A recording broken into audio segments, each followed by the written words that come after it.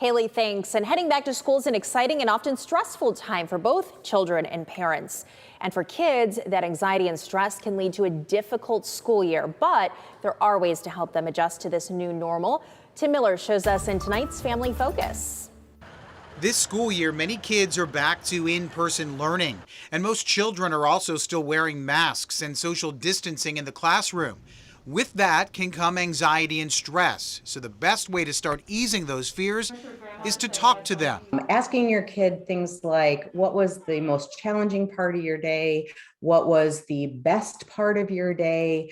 What do you need help with tomorrow? Gives them opportunities and prompts to actually express what's going on inside of them. Dr. Teralyn Sell is a psychotherapist and brain health expert.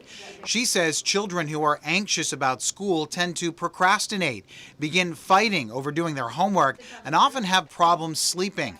Things we may be used to, but when it comes to kids, it's not always as obvious. It does manifest differently in children than it does in adults. So you might not see the exact same thing in your child. If you have anxiety, it might look vastly different. To begin helping them, it's important for both parents and teachers to recognize more of those typical warning signs, like a child who doesn't want to go to school. A disengaged child, someone who might be, tying their shoes too long and not wanting to participate in reading or math, or, a chatty person, because those are all types of disengagement, right? Some of these things may sound familiar because we tend to do the same, but we have to remember that a child isn't yet equipped to handle the same problems we are.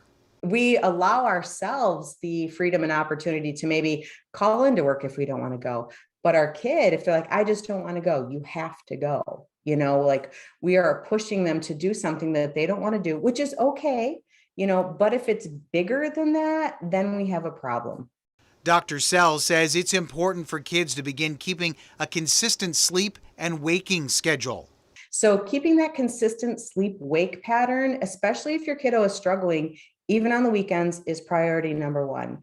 Also, no sweets before bedtime, and pay attention to maintaining healthy breakfast and lunchtime meals.